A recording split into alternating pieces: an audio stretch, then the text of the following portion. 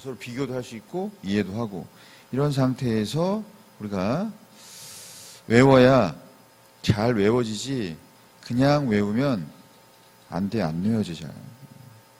그래서 법과 정치는 자, 그 내용들을 좀 잘 이해하고 정리하고 이런다. 뭐 이번에 다 외울 수도 있는 것도 아니고 다음에 또 한 번 듣는다고 외울 것 같죠?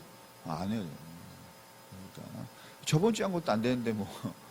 그래서 우리가 2번 정도 듣는 이유는 뭐냐면 잘 정리해서 외울 거 안 외울 거. 그리고 기본적으로 개념 강의 때 외워지는 것들이 있어요. 외워지는 거. 그런 것들을 최대한 좀 확보해 놓으면 나중에 외울 것들을 좀 줄일 수 있죠. 그 다음에 경제도 이해할 수 있는 것까지는 최대한 개념 시간에 이해하되 이제 문제감은 잘 안 풀거든. 그래서 그 부분 그리고 빨리 풀어야 되니까 빨리 최대한 빨리 신속하게. 자 봅니다.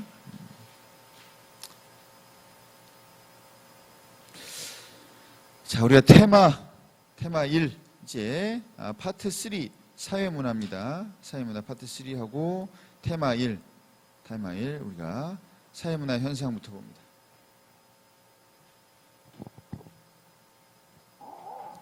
우리가 이제 첫 번째 나오는 게 사회현상이죠.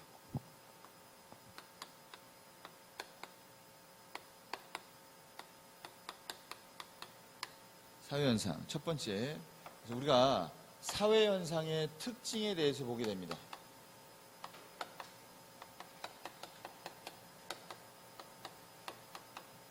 특징. 자, 특징에 대해서 보면 우리가 사회현상의 특징을 아는 것도 중요하긴 한데 이 사회현상과 우리가 비교되는 자연현상을 서로 비교해 보면 공통점과 차이점이 나와요. 항상 우리가 비교하는 것은 왜 비교하냐? 그 예, 비교를 통해서 예를 좀 더 객관적이고 명확하게 우리가 이해하고 싶어서. 그래서 우리가 비교하는 거죠.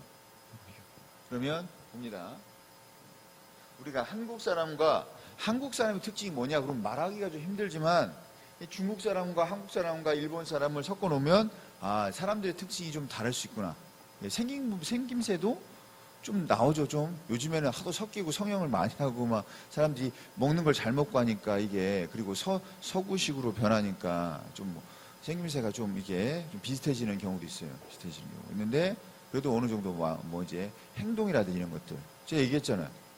우리가 일본 사람하고 많이 틀려요. 근데 그래서 우리는 김치잖아요. 김치는 닭강하고 틀려. 하지만 짜장하고는 많이 비슷해. 하는 행동이 시끄럽고 더럽고 막 아무 데서나 막 앉고 자고 막 술 마시고 소리 지르고.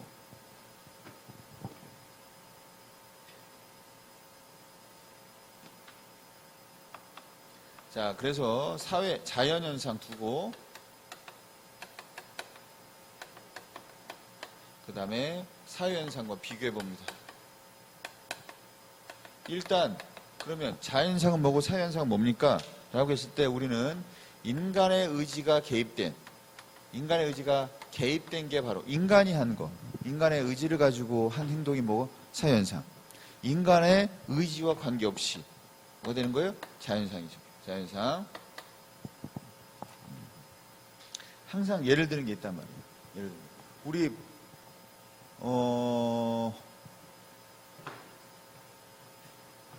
재채기 하는 거 사회현상이에요, 자연현상이에요? 의지와 상관없죠? 자연현상이란 거예요. 그 다음에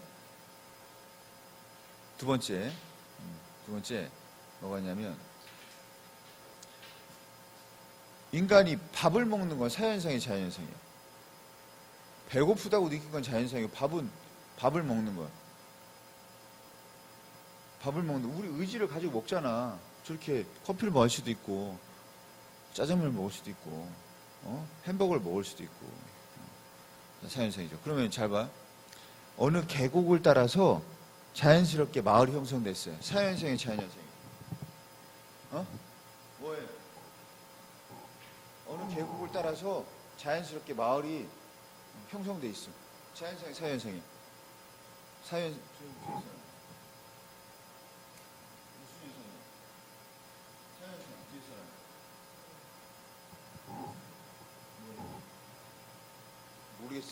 왜? 못 들었어? 자, 계곡을 따라 마을이 형성됐어. 그럼 뭐야 이거? 자연스럽게. 인간의 의지와 상관이 있어 없어? 계곡을 따라 마을이 형성됐다고. 자연스럽게. 인간의 의지가 있어 없어? 인간의 의지가 있어 없어요? 있죠. 있지. 왜? 집을 인간이 진 거 아니야. 새가 젖었나 집을? 고양이가 들개가 젖주는 거 아니잖아. 그래서 인간의 의지가 들어가면 뭐가 돼요? 사회현상이죠. 자, 그러면 얘는 인간의 의지가 없기 때문에 가치가 없다. 인간의 의지, 인간의 가치가 개입되지 않았다. 그래서 몰가치. 그렇지 않습니다. 몰가치. 얘는 가치가 개입됐다. 그래서 가치 개입.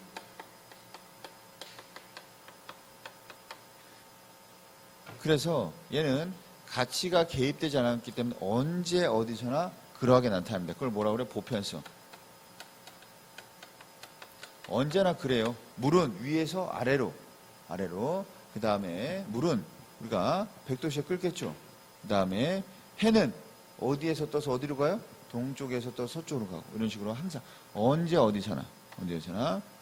그 다음에 언제 어디서나 그러기 때문에 그걸 우리 뭐라 그래? 언제 어디서나 그렇게 존재한다. 존재의 법칙.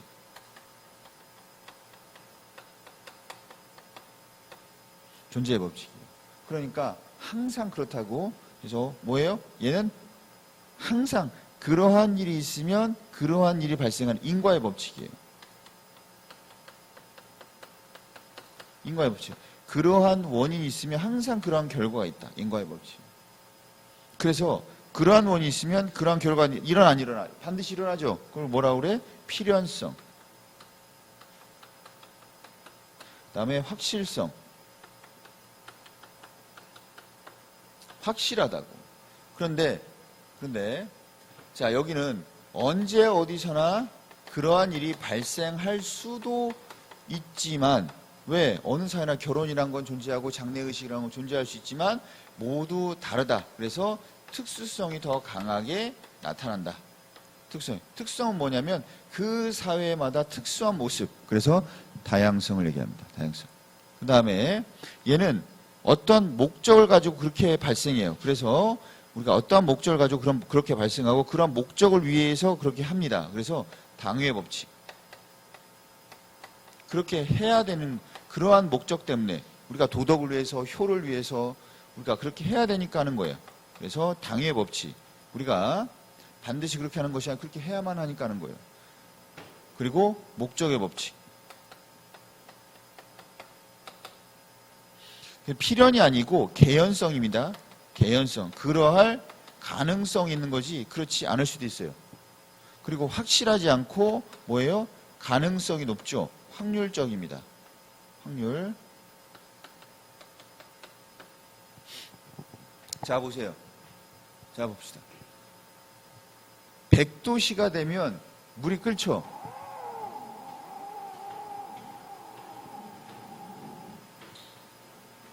(100도씨가) 되면 물이 끓어요, 안 끓어요? 물이 끓죠. 예외 있어 없어요? 99도에 그럼 안 끓어요? 99도에도 끓을 수 있어 없어? 있죠? 있어 없어?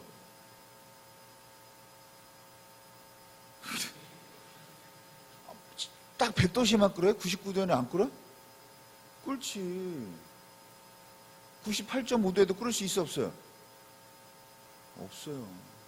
네, 없어요. 그게 어딨어? 그게 뭐 자연이야? 지 맘대로야? 야, 오늘은 100도에도 끓여야겠다. 내일은 열받는데 97.5도에 끓여야겠다. 그래? 아니지. 물은 항상 100도씩 끓어요. 일기압에. 물은 100도씩. 그러니까 어떤 친구가, 선생님, 왜요?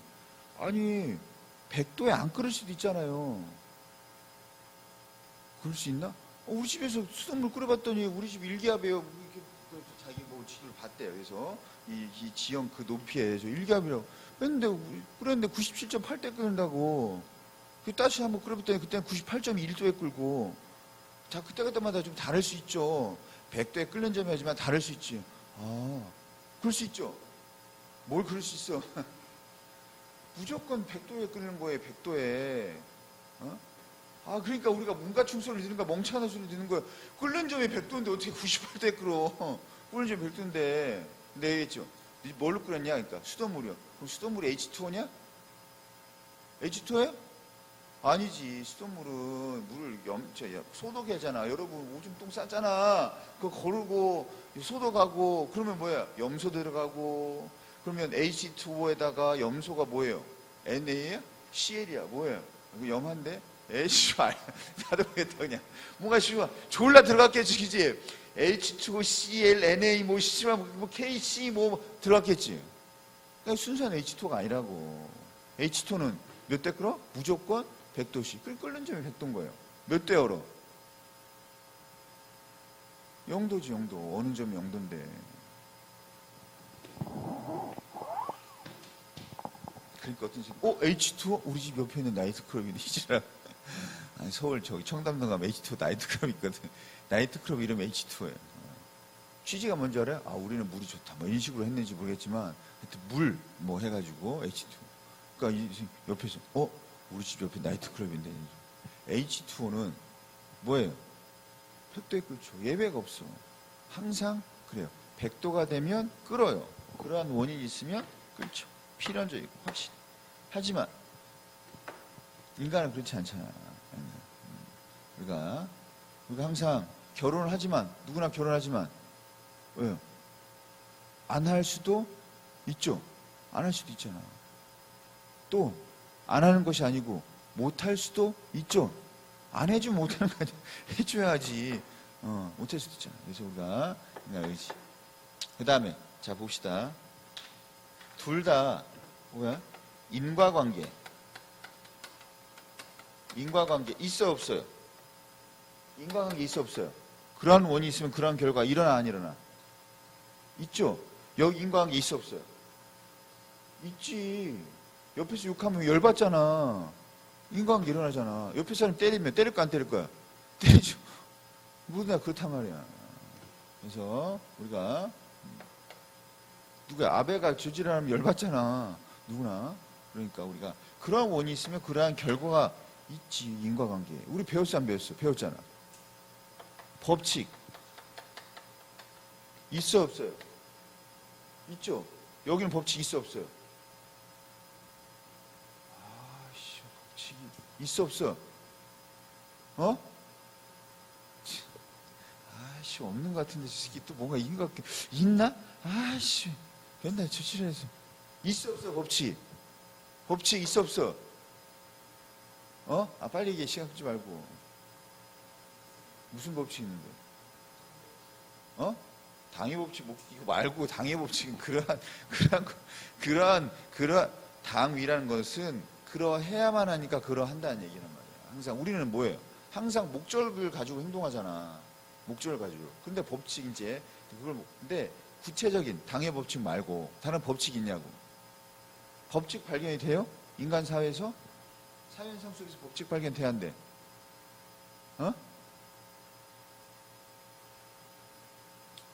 사회현상에도 법칙 있나요? 법칙 있어 없어? 있어 없어요? 빨리 이거 봐. 뭐가 있는데? 법칙 뭐가 있어? 법칙 있어요? 에라 모르겠다 씨. 법칙 있어 없어요? 없는 거 같죠. 그럼 수요 법칙은 뭐예요? 그럼 동물이 하는 거예요? 개새끼가? 수요 법칙은 어디 사회에서? 공부의 법칙은 뭐야? 배웠어요? 배웠지? 법칙이 아니야. 비싸면 많이 살 거예요? 싸면 많이 살 거예요? 싸면 법칙 있죠? 그럼 배웠잖아. 수요 법칙, 공부의 법칙 배웠잖아. 법칙 있어 없어? 있죠. 다만 얘 법칙은 뭐가 있어? 예외가 있지. 그래서 확실하지 않다고. 인과의 법칙이 되지 않는다고. 인과의 법칙은 반드시 그러한 원인이 있으면 그러한 결과 반드시 나와야 돼. 근데 이것은 비싸면 안 사야 되잖아. 덜 사야 되잖아. 근데 비싸도 사는 애가 있죠. 예외가 있잖아. 뭐야 그게? 베블렌 효과. 베블렌 효과. 가오 효과. 가오를 세우려면 비싸야지 가오가 생기지. 그지? 비싸야지. 자, 그 다음에 둘 다 법칙 발견되지만 여기는 그 인과의 법칙, 여기는 법칙 발견되지만 예외가 존재한다. 라는 부분이고, 우리가 둘 다 경험적 자료를 통해서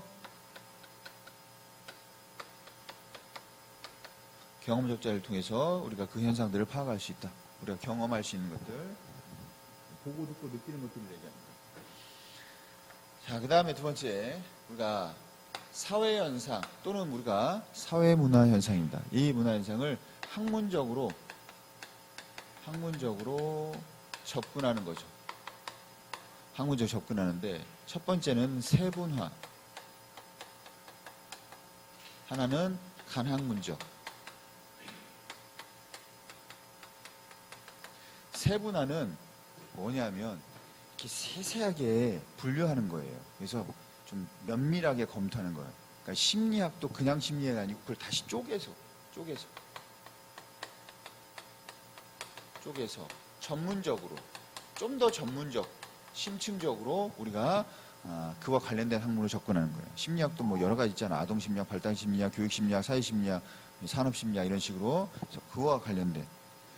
간학문은 항상 사회현상이라는 것은 복잡하지. 그렇기 때문에 현대사회는 더 복잡해졌고, 그래서 하나의 학문을 보는 것보다는 여러 학문으로 종합적으로 간학문, 여러 가지 학문 간 연계를 통해서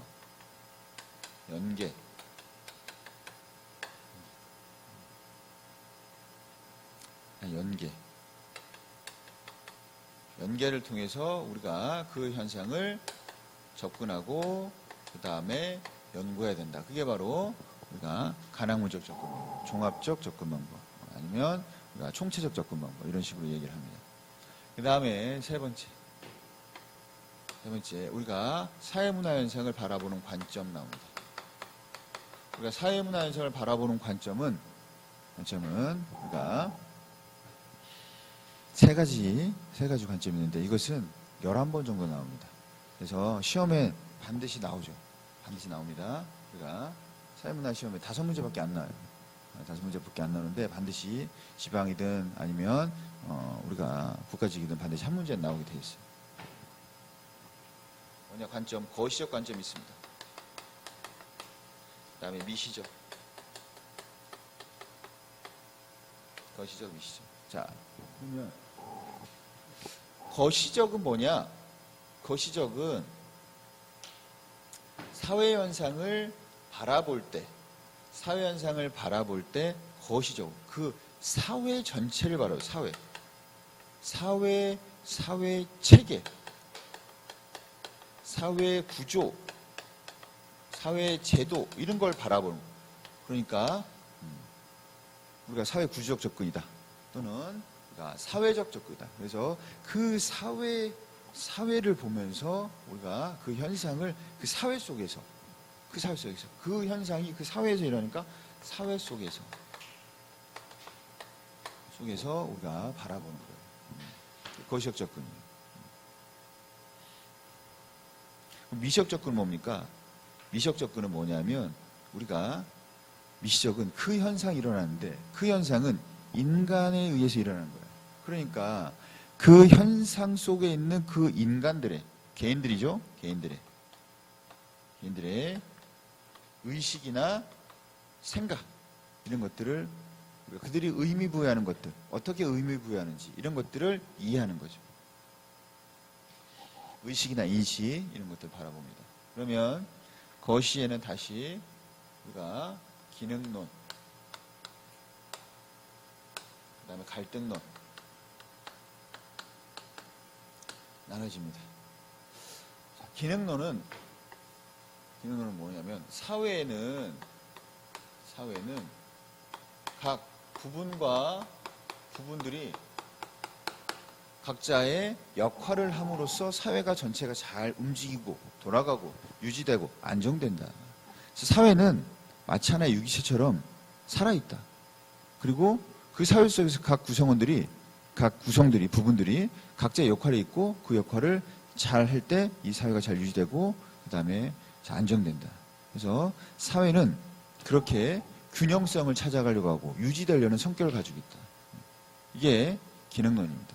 그래서 각 사회는 각자의 기능 다르고 기능이 다르고 그 기능이 우리가 기능에 따라서 대가도 당연히 다르죠. 왜? 기능이 다르니까. 중요한 기능과 중요하지 못한 기능이 있고 그에 따라서 대가도 다르고 그리고 우리가 그 기능을 충실할 때 사회가 안정되고 항상 뭐가 좀 우리가 그 어떠한 기능이 못해도 그 기능을 다시 회복하려고 하고 그래서 사회의 안정을 찾으려고 합니다. 그게 사회다. 그래서 마치 생명체처럼 그래서 우리가 사회를 마치 뭐로 보냐? 사회의 유기체로 봅니다. 유기체. 하나의 유기체처럼. 유기체는 항상 건강하려고 하고 유지하려고 하잖아. 안정되려고 안정. 유지. 그래서 우리가 뭐 균형, 항상성. 이게 깨지면 어떻게 되는 거예요? 이게 깨져버리는 순간 뭐가 되는 거예요? 아픈 거죠. 아픈 거죠. 그게 바로 뭐예요? 병리적 현상이다. 이게 깨져버리면 병리적 현상. 자, 그러면 그래서 봐봐요. 각 부분들은 각자의 기능이 다릅니다. 제 기능. 그래서 기능이 다르고 그 기능에 따라서 차등 분배합니다.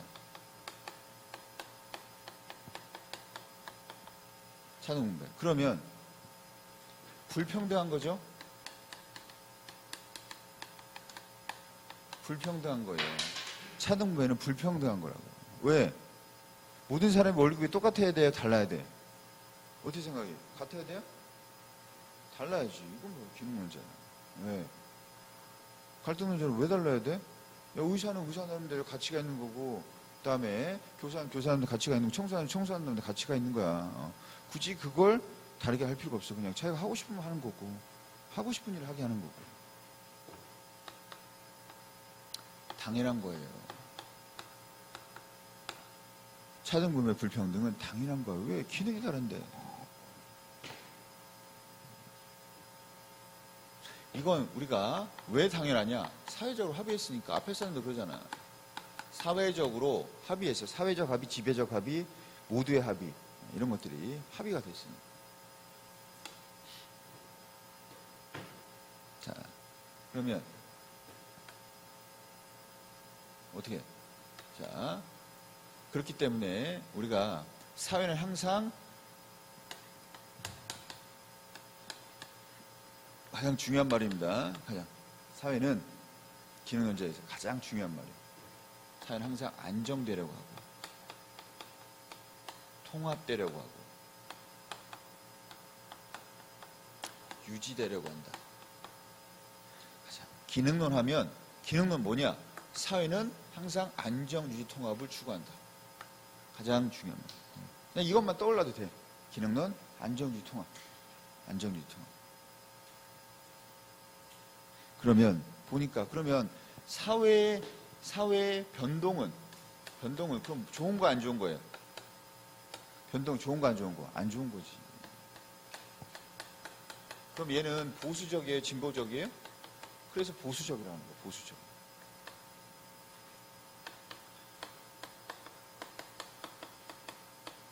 그래서 사회의 급진적인 변화, 혁명 이런 것들을 설명하기가 어렵습니다. 그 다음에 두 번째 갈등론입니다. 갈등론. 자, 갈등론은 사회에 우리가 불평등이 존재합니다.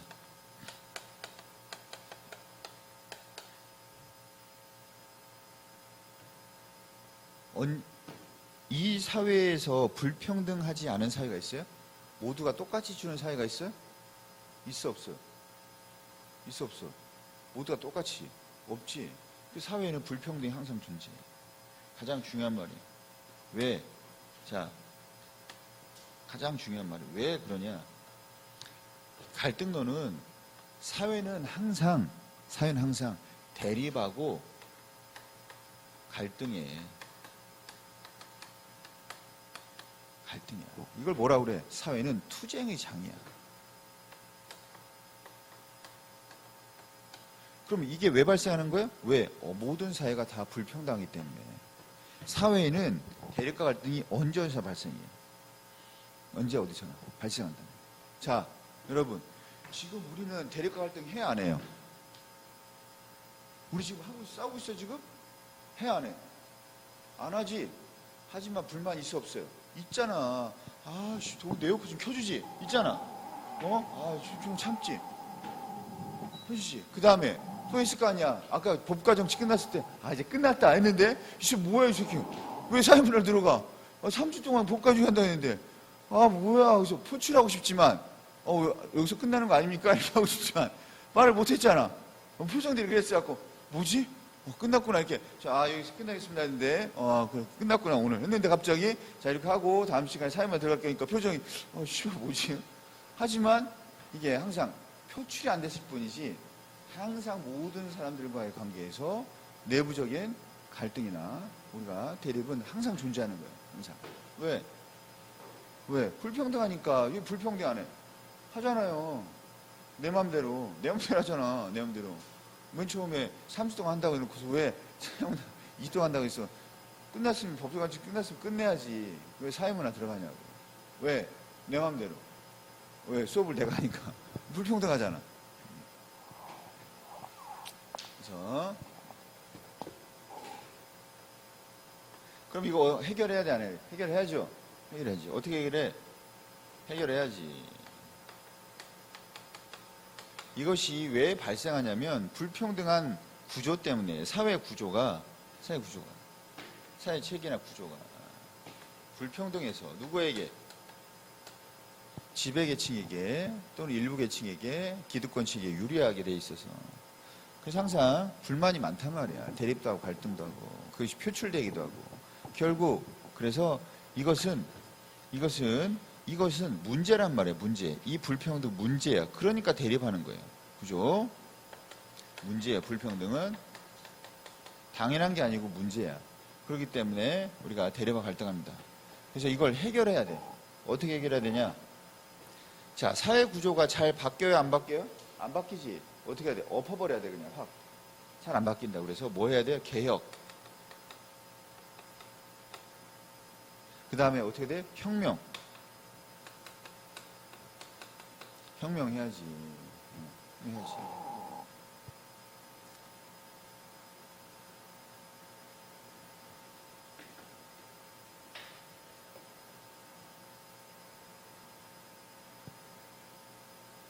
자, 그러면 우리가 얘는 사회의 변동을 어떻게 봐요? 좋은 거 안 좋은 거예요? 사회 변동은 좋은 거죠. 불평등 해결하는 긍정적인 부분이에요. 긍정적이에요. 그래서 얘를 뭐라고 한다? 진보적이다. 뭔가 진보는 발전, 아니 변화를 요구하는 세력들이죠. 세력들. 자, 그래서 이제 기능론과 갈등론에서 봤고 이제 미시적에 뭐가 있냐면 상징적 상호작용론이 있습니다.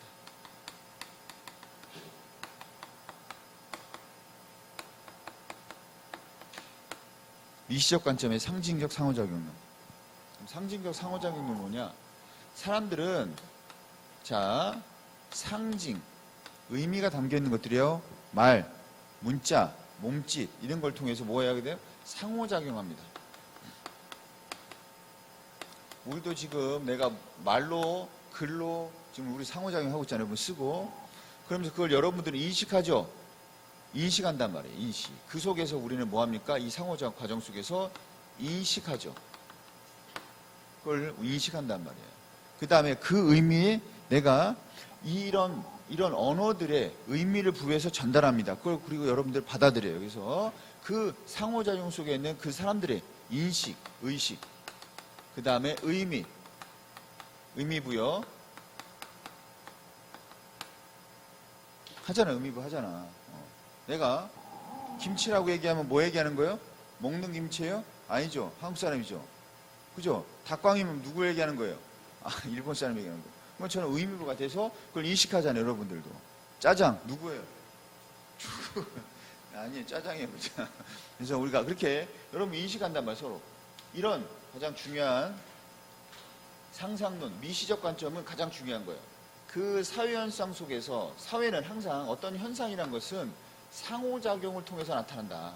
그런데 중요한 건 그 상호작용을 통해서 나타나는데 그 현상이 가지고 있는 사회 구조적, 사회적인 관점, 사회적으로 보는 것이 아니고 그 사회 현상 속에 있는 상호작용, 그 상호작용 안에 있는 이 개인들의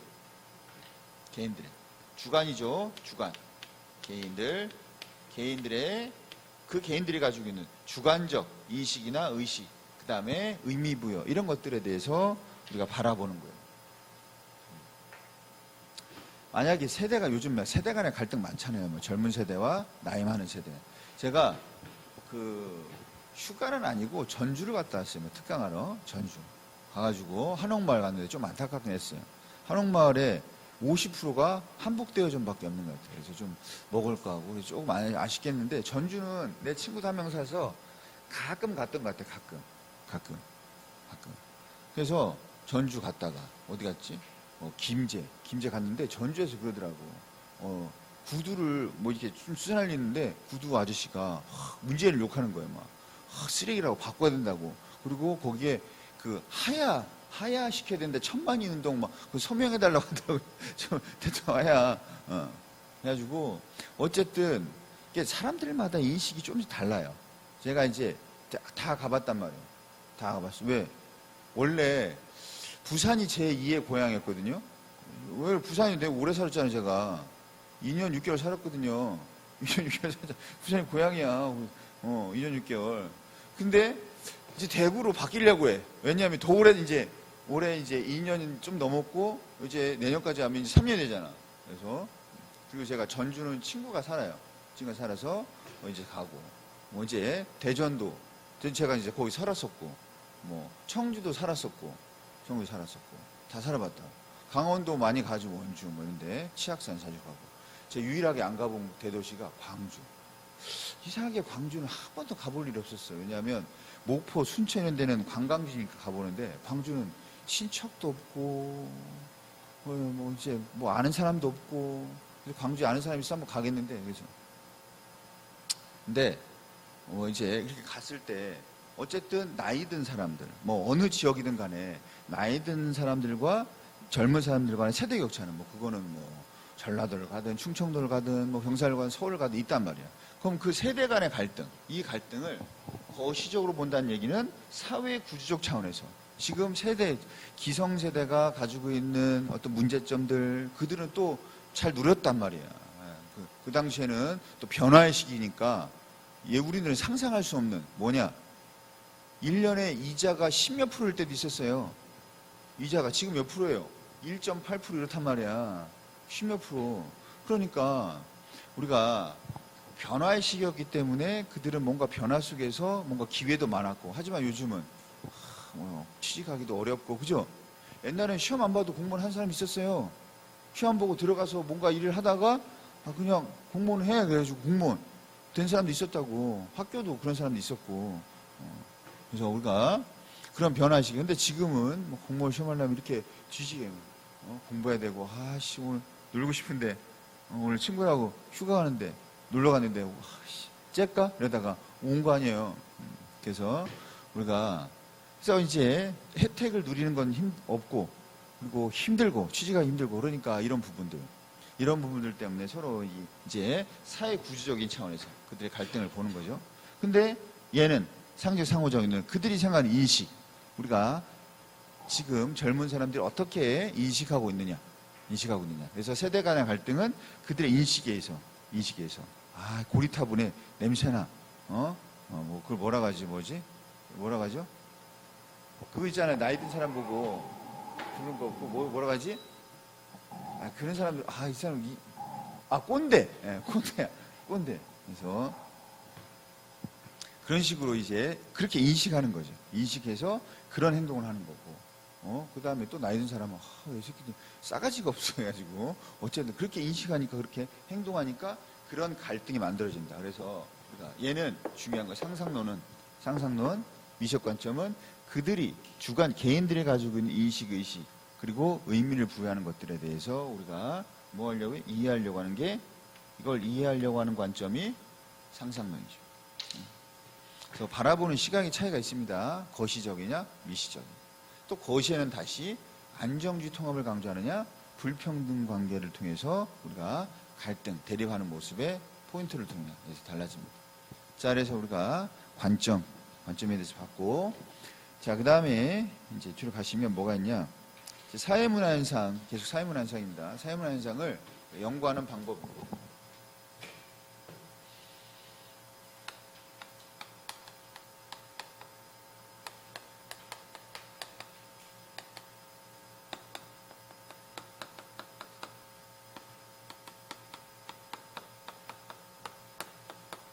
자, 연구 방법이 두 가지가 있습니다. 하나는 양적 연구, 하나는 질적 연구.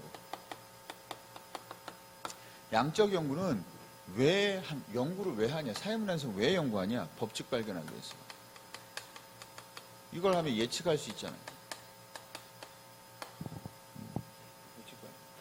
그 다음에 얘는 우리가 이해하기 위해서. 얘는 어떻게 연구해요? 객관적으로 연구해요. 과학적으로. 다른 말로 우리가 이걸 실증적이다 이렇게 표현하기도 합니다. 왜 그러냐? 객관적이죠. 과학적, 실증적. 왜 그러냐? 사회현상이나 차현상이나 똑같다 사실은. 자연현상이 이제 자연현상을 연구해서 막 자연법칙들을 발견해요. 과학이 발전하면서 인간 사회 속에서도 법칙이 있을 것이다. 그래서 그 법칙을 발견해서 뭔가 예측하고 미래를 예측해보고 그 다음에 그에 대해서 우리가 대응하고. 그래서 사회현상이나 자연현상이나 똑같다. 어차피 연구하는 법은 같다. 그래서 법칙을 발견할 수 있다. 사회현상 속에도 법칙이 있고 자연현상 법칙이 있다. 그래서 연구하는 방법, 자연이나 사회나 연구하는 방법은 같다. 객관적으로 할 수 있다. 이 얘기입니다. 그게 바로 뭐예요? 방법론적 이론론이에요. 이론론이고, 그래서 과학적으로 연구할 때 항상 법칙을 발견하려고 하니까 이 법칙을 하나의 가설을 설정하고 그것을 확인하는 절차로 연구합니다. 그게 바로 연역적 연구 방법이에요. 연역적 연구 방법. 그러면 얘는 그렇지 않다. 어떻게 사회현상은 인간의 의지에 따라서 일어나는데 객관화시킬 수 있냐. 다 그 사람들의 생각에 따라서 행동한다. 그렇기 때문에 과학적으로 연구할 수 없다. 그래서 그것을 우리가 해석해야 된다. 그리고 사회현상은 자연상과 다르다. 인간의 의지가 들어있기 때문에 그것을 이해하려고 해야 되기 때문에 또 항상 법칙이 아니고 개별 우리가 달라진다. 그렇기 때문에 자연상과 사회현상을 연구하는 방법은 따로따로 다르다. 따로따로 연구해야 된다. 그게 바로 이원론입니다. 방법론은 다르다. 자연상 따로, 사회현상 따로 해야 된다. 이원론 두 가지 다르다. 그리고 우리가 어떠한 법칙인지 어떻게 아냐. 우리가 하다 보니까 우리가 어떠한 사실을 알 수 있는 거지 처음부터 우리가 어떤 법칙을 어떻게 가정할 수 있냐. 가설을 세울 수 있냐. 그래서 우리가 뭐라 그래? 귀납법을 해야 되지. 귀납법이 뭐예요? 뭔지 모르죠. 하지만 연구하다 보면 구체적 사실로부터 뭐가 나오는 거, 결론이 나오는 거잖아. 연역법은 결론 내놓고 이걸 구체적 사실로 확인하는 것이고. 그래서 이런 법칙을 발견하기 위해선 다양한 자료, 수많은 자료가 필요합니다. 그래서 많은 자료가, 양적 자료가 필요하고 이것을 통계화해야 돼요. 그래야 법칙이 나와요. 그런데 얘는 양적 자료, 뭐 양이 많으면 좋겠죠. 하지만 굳이 양이 꼭 많을 필요는 없다. 뭐냐? 우리가 그것을 이해할 수 있는 자료만 있으면 된다. 그게 바로 뭐예요? 내면적 자료, 심층적 자료. 그래서 질적 자료가 필요하고, 그리고 이것을 어떻게 하는 거예요? 통계화하는 것이 아니고 이것을 해석하는 거죠. 뚫어서 내면을 들여다봐서 그것을 우리가 그 주관을 들여다봐서 그것을 이해해야 되니까 이해하려면 들여다봐야 된단 말이에요. 그럼 그게 뭐냐면 직관적 통찰입니다. 그 방법이 직관적 통찰. 얘는 통계 기법이고 얘는 직관적 통찰을 우리가 통해서 들여다보는 거죠. 그다음에 자, 그래서 둘 다 중요한 건 경험적 자료가 필요합니다. 둘 다.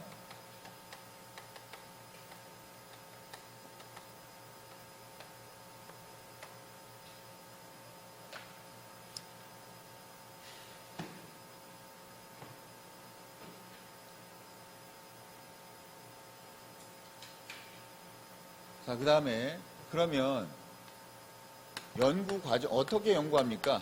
연구 과정. 첫 번째 양적 연구 과정의 첫 번째 가장 먼저 할 것이 일단 문제인식. 내가 궁금한 게 뭐냐? 문제인식, 문제제기.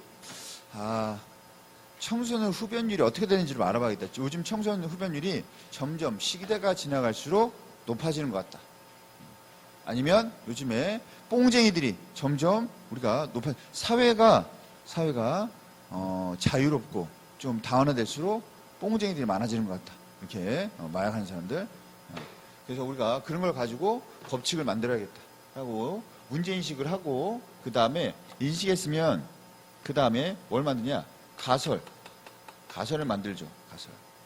이제 문제인식은 내가 관심 있는 내가 흥미를 가지고 있는 것에 대해서 우리가 바라보고 주제를 선정하는 거예요. 주제 선정. 그리고 여기서 끝나는 것이 아니고 이 주제와 관련된 다양한 연구들을 검토합니다. 그걸 뭐라 그래? 성향 연구 검토.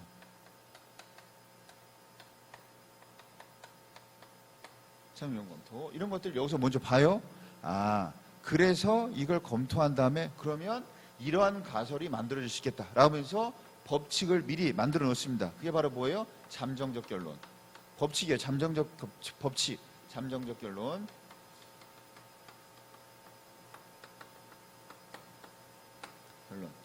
자, 항상 가설은 변수로 돼 있어요.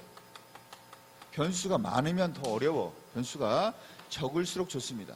그런데 우리가 변수를 볼 때 변수가 이제 둘 이상인데 우리가 영향을 주는 변수를 뭐라고 그래요? 영향을 주는 변수를 뭐라고 그래? 변수가 있는데 하나는 영향을 주는 변수, 하나는 영향을 받는 변수. 주는 변수를 뭐라고 그래? 뭐예요? 주는 변수가 뭐예요? 영향을 주는 변수를 뭐라고 그래? 독립변수, 종속변수. 어떤 게 영향을 주는 변수야? 생각해봐. 영향을 받는 변수가 뭐야? 종속이지. 그래서 우리가 항상 영향을 주는 변수, 독립변수가 있어야 되고 그 다음 영향을 받는 변수, 종속변수가 있어야 된다고. 종속변수.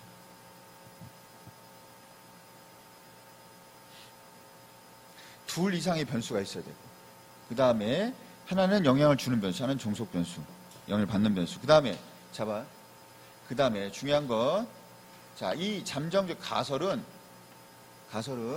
검증 가능해야 돼요. 검증 가능해야 된다고. 착한 일을 많이 하면 천국에 갈 것이다. 검증해야지. 착한 일 많이 하시죠? 원래 착하죠? 일단 갔다 와봐. 오늘 가야지. 착한 일 많이 했어요? 본인 어때? 본인 볼 때 착해요? 그럼 두 명 가는 거야 오늘? 오늘 가. 나쁜 거랑 갔다 와. 천국에 갔는지 확인해야지. 안 착하죠? 착해요? 안 되는데. 뒤에 사람 착할 것 같은데? 뒤에 사람 착해요? 본인 착해? 착해요. 어떻게 나쁜 사람? 본인 안 착하죠? 가기 싫어? 가봐야 될 거 아니야. 갔다가 와야지. 갔다가 와야 될 거 아니야. 검증 가능해 안 해? 안 되잖아요. 검증 갔는데 천국이 없어요. 근데 다시 올 수가 없잖아. 너 어떡하지? 어떻게 문자가 왔어. 이분이 갔는데 선생님 천국이 없는데 문자가 왔어. 씨발 이거 어떻게 문자가 귀신이 있는 거잖아. 그래서 문자가 오면 더 무섭습니다. 어쨌든 검증 가능하고 근데 검증이 필요해야 돼. 검증이 필요해야 돼. 그러니까 예를 들어 이건 가설이 될 수 없지만 지구가 왜 밤낮이 있냐? 해가 뜨고 해가 지냐 했더니 지구가 뭐해서? 자전하니까. 지구 자전하죠? 어떻게? 지구는 오른쪽 시계 방향으로 자전할 것이다. 지구가 어디로 자전해? 시계 방향이에요? 반대 방향? 알 리가 있나? 문과충이냐? 우리는 문구리 문과인데 지구가 돌기만 하면 되지. 밤낮이든 낮밤이든 그게 그거 아니에요? 낮밤이든 밤낮이든 그게 뭐가 중요해? 문과인데 돌기만 하면 되지. 그죠? 어쨌든 시계 방향이 반대 방향이에요? 모르겠네. 어떻게 돌도 못 상관이에요. 우리 같이 이제 바보 같은 사람도 있으니까 옛날에 슈퍼맨이 처음 나왔을 때 지구가 이렇게 돈단 말이야. 이렇게 도는데 여자친구가 죽었어요. 그래서 열받아가지고 시간을 돌리겠다 해서 지구를 거꾸로 돌리면 시간이 거꾸로 돌게. 시간을 거꾸로 돌아가. 그렇구나. 어렸을 때 등신들리자. 거꾸로 돌리면 어떻게 돼? 밤낮이 낮밤만 바뀌겠죠. 그래가지고 요리처럼 과학을 모르면. 두 번째, 필요해야 돼. 검증이 필요하다고. 그럼 필요가 없잖아. 이런 것들이에요. 한도균 선생님을 수업을 들으면 사회 점수가 올라갈 것이다. 가설 돼, 안 돼? 뭐가 돼? 안 되지. 당연한 건데 필요가 없다고. 당연히 올라간다고. 필요가 없어. 그러니까 가설이 안 된다고. 알겠어요? 그런 건 필요가 없는 거야. 필요가 있어야 돼. 당연한 건데. 보라고 당연하지. 듣다 보면 나도 모르게 점수가 올라가고 있단 말이에요. 자, 그래서 가설은 검증이 필요하고 변수 관계가 이루어져 있어야 돼요. 다음에 이제 가설이 됐으면 뭐 해야 돼? 그 다음에 이제 이것에 대해서 설계해야 돼. 설계. 대상은 누구로 하고, 그 다음에 방법은 어떻게 하고, 어떤 방법으로 하고, 기간은 어떻게 하고, 이런 걸 우리가 미리 설계해야 돼.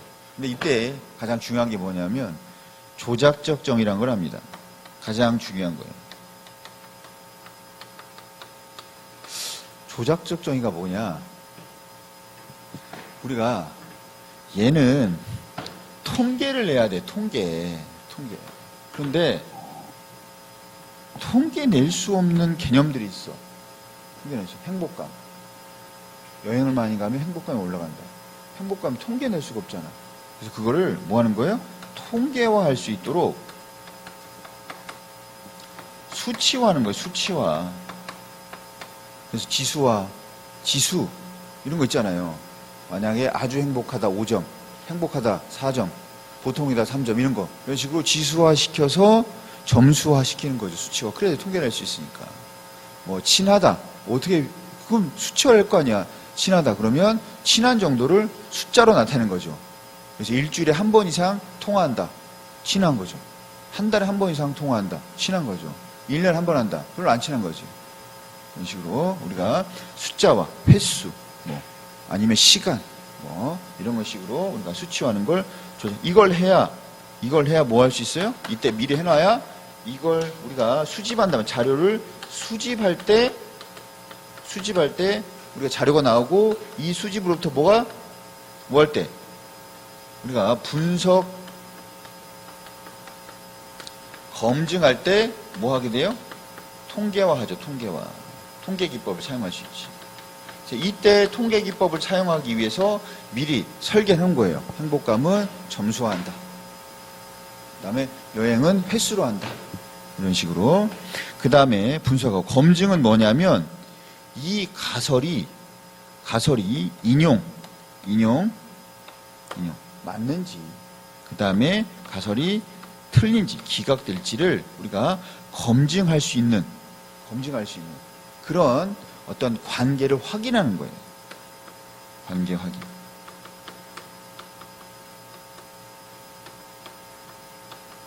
선생님, 관계에는 뭐가 있나요? 여기는 이제 제가 관계에는 무슨 관계 있어요? 크게 보면 우리가 상관관계 얘기하는 거예요. 상관관계. 넓은 의미예요. 더 넓은 의미, 상관관계. 뭐냐? 양해관계. 이걸 다른 말로 뭐라 그래요? 정해관계. 그럼 이걸 뭐라 그래요? 음해관계. 이걸 뭐라고? 역해관계. 또는 부해관계. 이렇게 얘기한단 말이에요. 그러니까 이런 관계를 확인했다. 그러면 검증 가능해, 안 해? 검증 가능하죠? 인용이나 기각이나 확인할 수 있다고. 그래서 이런 관계를 우리가 통해서 인용될지 기각될지를 검증하게 되는 거죠. 그래서 검증할 수 있다. 이 얘기는 뭐냐면 인용이나 기각된다. 인용이나 기각이 아니고 인용인지 기각인지를 알 수 있다. 즉 관계가 나왔다는 얘기예요. 관계가 나와야지 여행을 많이 가면 행복이 높아질 것이다. 행복이 높아질 수도 있지만 그대로일 수도 있고 낮아질 수도 있단 말이에요. 그래서 관계가 나왔다. 이게 바로 뭐예요? 검증됐다 얘기예요. 검증됐다. 그럼 검증됐으면 그 다음 마지막에 뭐 해야 돼? 결론 내야죠. 결론 도출. 결론이 뭐예요? 내 가설이 맞다. 인용. 아니면 잘못됐다. 기각하는 거죠. 가설을 인용이나 기각하는 거죠. 그 다음에 뭐 합니까? 마지막에 우리가 이것을 여기서 일반화하고 그 다음에 결론 났으면 이 법칙을 우리가 적용하거나 또는 활용하거나 대안의 모색합니다.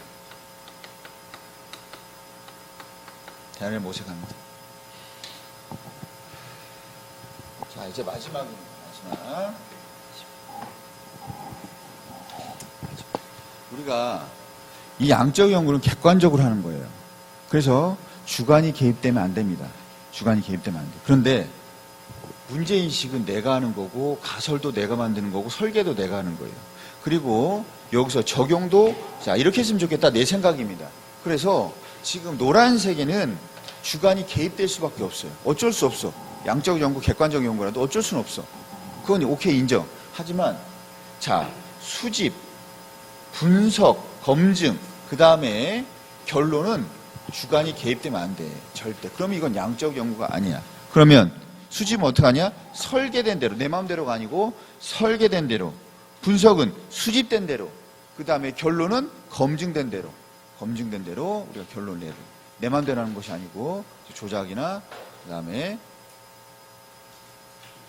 왜곡이나 이런 걸 하면 안 되겠죠. 그 다음에 마지막으로 우리가 자 가설이 뭐예요? 잠정적 결론입니다. 그러니까 얘는 결론 내놓고 확인하는 거니까 연역적이라고 합니다.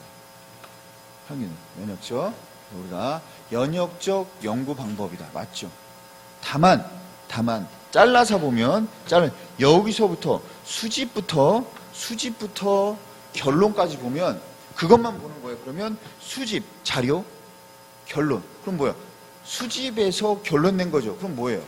마치 수집에서부터 어디까지 결론까지 요 세 단계는 귀납적으로 연구하고 있는 거예요. 그래서 우리가 이 자체는 결론 내놓고 그걸 확인하는 거라 이 연구 자체는 연역적 연구긴 한데 요 수집부터 결론까지 잘라보면 귀납적 과정이 존재하고 있다. 이렇게 봅니다. 그래서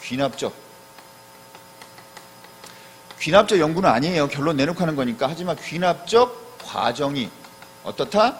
존재하고 있다. 이렇게 설명을 합니다. 자, 이렇게 해서 우리가 양적 연구 받고 사실 질적 연구는 잘 보세요. 질적 연구는 할 게 없어. 왜냐? 문제인식 갑니다. 질적 연구. 문제인식 가요. 가설 없어요. 질적 연구는 가설이 없어요. 그 다음에 설계하죠. 수집하죠. 분석 같은 거 안 합니다. 여기서 뭐예요? 해석하죠. 해석. 그리고 조작적 정의해요? 안 하죠. 이런 거. 이건 이해하는 거란 말이야. 다만 이때 해석할 때 뭘 해요? 직관적 통찰로 뭐 들여다보잖아. 들여다보고 그 다음에 결론 끝이에요. 끝. 왜냐면 이건 법칙이 안 되니까. 왜? 나는 그걸 이해하려고 한 거야. 그래서 문제인식 가설 필요 없고 설계 그 다음에 수집하면서 해석하고 직관적 통찰로 들여다보고 이해하고 주관적 인식 이해하고 그 다음에 결론 내리죠. 그래서 그 현상 속에 있는 그 사람들의 인식 이런 것들을 우리가 이해하고 확인하고 이런 것들이 해석하는 게 바로 자 질적 연구입니다. 그래서 사실 질적 연구는 문제에 거의 안 나와요. 이게 질적 연구냐 양적 이 정도만 물어보지 양적 연구의 과정만 주구장창 물어보지 질적 연구 과정은 거의 물어보지 않습니다. 자 그러면 우리가 연구 과정을 했고 다음 시간에는 이제 그 속에서 존재하는 자료 수집 방법부터 진행하도록 하겠습니다.